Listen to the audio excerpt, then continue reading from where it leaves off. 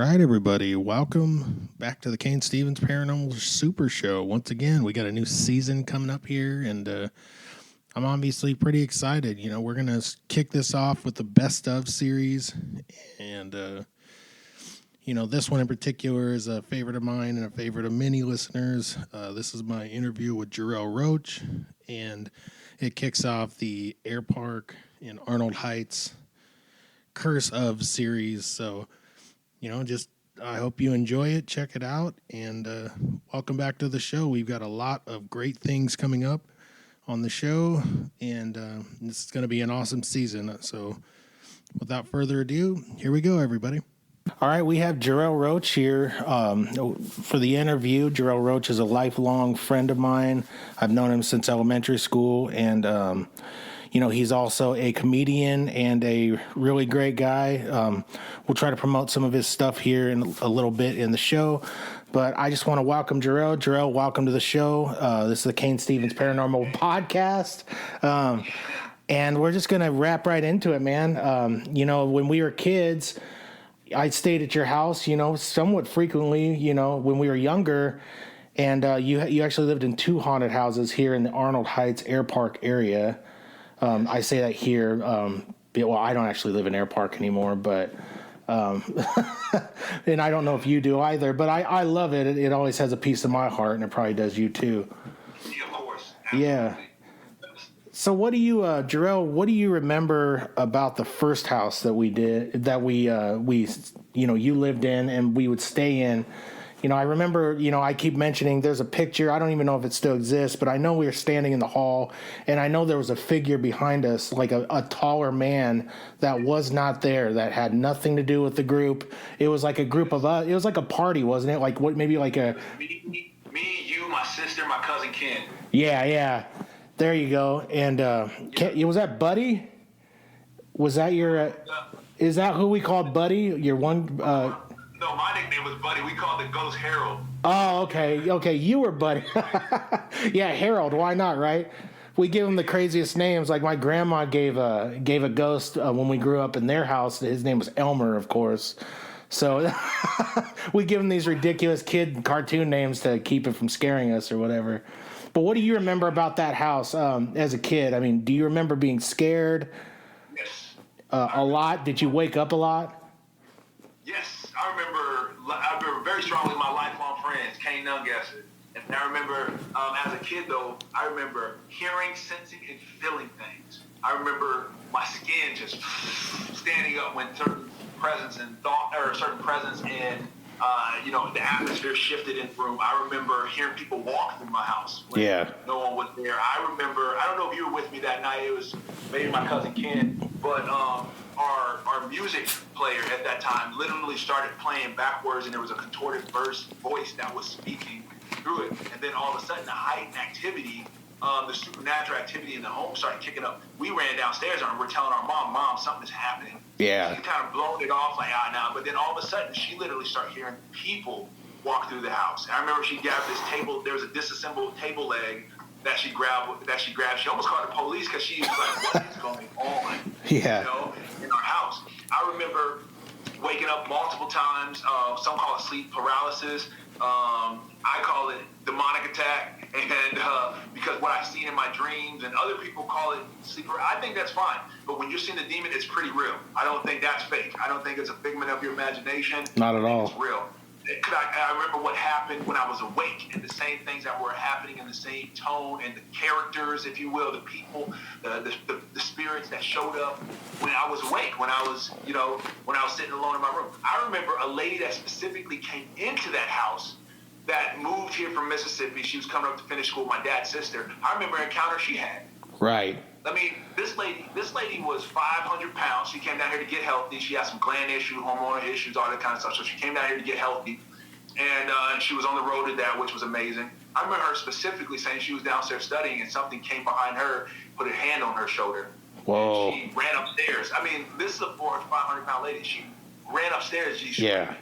I remember a time where we all seen the spirit sitting downstairs in it was like hand and elbows, forearms over the knees, kind of crouched position, and we could all sit there and see it. It wasn't moving. It was a cloudy type of figure. Like a mist, right? I can't make this stuff up. Yeah. You know? And I can go on and on about this, but the sleep paralysis was where really, I mean, this stuff would torment me. But I really started understanding, like, the heart of the supernatural world, the paranormal world, where God is real. There is a real enemy. His name is Satan. And this world is bigger than ours. It's more intuitive than ours. And it battles for our mind. Yeah, absolutely. Now, was that in the... Now, I don't want to use addresses because I guess by reaching out to people, it makes some people uncomfortable. So for the sake of me respecting them, I'm just going to use the street names for where the houses are. So was that the Northwest 50th house that you had most of that, or was it the other house? 51st Street, but the 50th came with a whole nother level. Yeah, because you guys moved later on to there, right, after all that? Yes. And you guys didn't leave the one because you were... I mean, just to be clear, so you guys weren't running from the paranormal activity there, were you? I mean, that wasn't any... Okay. My parents got in a divorce, but here's the thing. My dad said that there were nights where he literally was shook to his core because there would be voices in the house. Yeah. In the house. He said one night he got his gun because he stayed there, right? When you guys moved, he stayed... Yeah. Man, that's crazy, dude. So there he is by himself, and he's in this super haunted house, and we all felt it. When I stayed there, there's many times where I felt like I was awakened by something, or I even left in the middle of the night, if you remember, one time because I was just so frightened. It was like, I don't know, maybe we read too many Kung Fu magazines, or what, you remember all that? We watched the best of the best 5 times, and then I woke up at like 3 a.m. and I was horrified. I was just like, oh my, what, you know? I love this. Yeah. And man, and when we think about paranormal activity or supernatural activity, the enemy uses that to torment us. He really does. Yeah. When Satan was cast out, and I don't mean to go like super spiritual, but when Satan was cast out of heaven along with a third of the angels are still angels. They're fallen. It's demonic. And so they still have presence in earth, and they seek to torment us. They do battle for our mind, and fear is a great way for them to keep us in captivity. And so, we moved to the other house. I don't know if you were with me that night. It was me, Sean, John, David. I don't know, but we in 50th Street, we start hearing this stuff. So I want to make sure we got the right connection. This one was on Superior, and no, this was Superior, 54th and Superior. That's the other house? Is that the one you're talking? Oh, so this is a completely different house from the one I'm talking about. What's interesting about this is I've had a lot of people come forward to me about their base housing in their park, and they all have similar hauntings in each one. You know, I started this as just, I'm just going to talk about a haunted house that I lived in and the things that happened. I mean, we had to have a priest come. It was out of control there. I was having the same things that you were having, where the same things that are happening awake were happening asleep, and things, I was having sleep paralysis. I was having things come to me. I was being touched. My family, my kids were being, touched. We were seeing shadows of full-figured people. I mean, it was a mess, man. And I felt like oppressed in this house. You know what oppression is?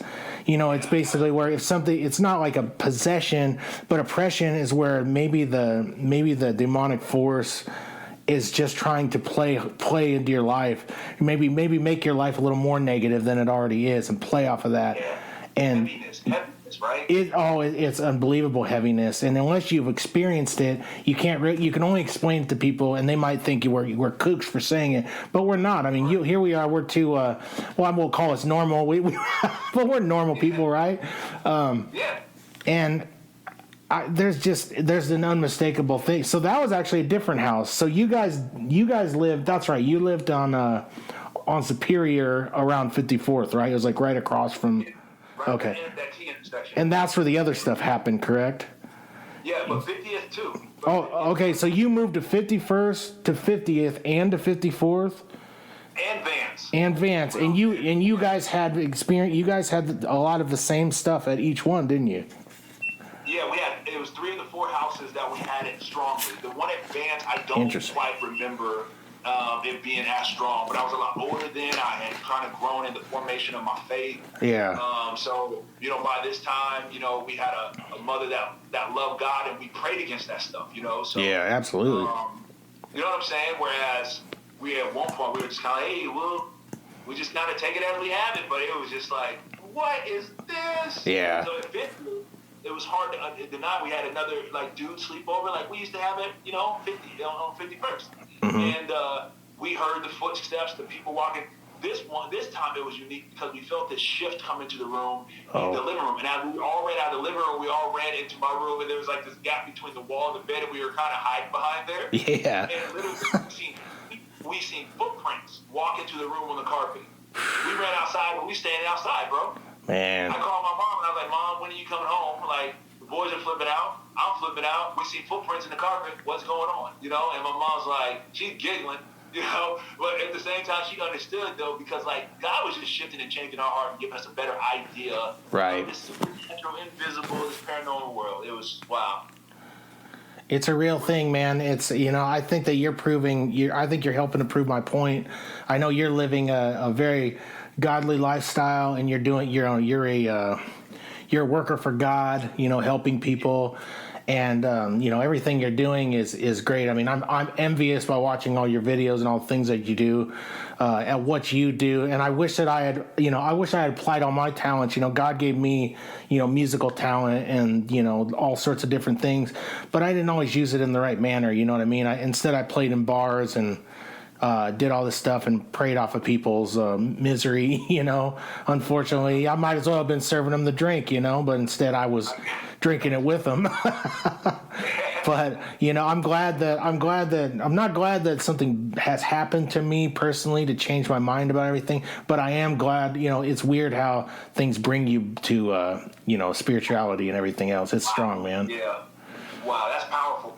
That's so powerful. Okay, when I hear that, man, that blesses my life, because so many of us have been on paths that might have felt like, and I don't want to speak for you, but like for me, like it's really got me off. It got me off in my relationship and my bond with God. It was me, checking out, allowing evil things to really like take over my thoughts, my minds, which then took over my actions. Yeah. And as God got me back on a path where I was right and focused and cared more about what He cared about, it has just been like a continuous journey to just care more and more and more about it until it becomes life. Yeah. Well, no, go ahead. I'm sorry. Yeah, I was going to say, Cain, like, we need to even do like an episode number 2, because, man, I've been in areas where we've seen, devils cast out of people. Yeah. Wow. Like doing that personally, seeing it and doing that. Like, man, please be a part of this show in some way. I know you're a busy guy, but I mean, it just feels so good to connect with you again. And, that would be so good. I'm going to have to break this Air Park episode alone into 2 or 3 parts, I think, because I've just had a lot of outreach from people, and it's so great. But I mean, I would love to hear all that, because I feel it's important that people know that this is out there. It's not a hoax. People aren't, people think playing with Ouija boards and all this stuff is so fun and so innocent, but it's not. I mean, the Ouija board itself has a dark past to it. The makers of it have a dark past. I mean, that's a whole 1,000 episodes in itself. But I mean, to give the devil an outlet is not the way to go. And unfortunately, how we live right now, and how we could get into a societal talk, but just how things are. I mean, people think that this is all just a bunch of mumbo jumbo, but it's not. It's a real thing, and I think that you could help me prove that, along with a lot of other people. I'm doing this podcast because I got to put my mind to work, because I have a really busy mind, probably just like you, obviously, and my mind never stops. And so if I sit around and I complain and cry about my my situation, what am I getting done here? But if I keep my mind busy and do stuff, play music, draw, do artwork, write, do all this stuff, then my mind is so busy, and on top of that, trying to continue my quest in spirituality and everything else. So, amen. Yeah, I mean, I don't want to put too much ahead of what I'm trying to really accomplish, but I got to keep my mind busy or I'm going to go nuts. So. Hey, man, no, I got you. You're right. We got to put our hand to, as the Bible says, to the plow. Yeah. Now the back. There's a field that we have to till up. We have to take care of, man, and that's our life, right? Mm-hmm. And man, I'm proud of you, dude. Thank you, man. I can't wait to connect more and connect as friends, connect as influencers with what you're doing right now. Connect as men. Yeah. And man, lifelong friends, dude. You know, that doesn't come along all the time. So I'm grateful we're reconnected here. Well, I know you're a busy guy. I know you're doing some stuff, so I'm not going to keep you too much longer on this interview. But I do want to say, once again, this is Jarell Roach, and he's a comedian. Look for him out there. You're also doing some other things. If you're not comfortable talking about some of the spiritual stuff you're doing, I know you would be, but you won't have to say that. But is there anything else that you're part of that you'd like to mention? No, man. We love comedy. It has allowed me to go all sorts of places. In addition to that, we speak, whether it's hosting or emceeing or showing up with one of your best friends and speaking on a podcast. I work as a missionary full time and at a church as a pastor in part. And our goal is simply, our focus is kids, obviously, our teenage kids. And I just want to give kids back what God gave me through a bunch of great people. Yeah. He loved me even in crisis, changed my life. And I just want to give part of that back to, as much of that back to our communities here. So I work as a missionary here locally, and then we serve in Cuba. Next year will most likely be Cuba, Mexico, Brazil, if it all opens up. So good things, man. And are you in the Lincoln area or the Omaha area now? I am in the Omaha, Bellevue area. That's what I thought. Okay. We serve in the military, too. We serve in the military. Yeah. My 18-year anniversary. Wow. And so it's cool, man. I ain't done nothing this long between besides be black and handsome. Well, that's enough, isn't it? That's good enough, I think. Being dead really doesn't make things any easier.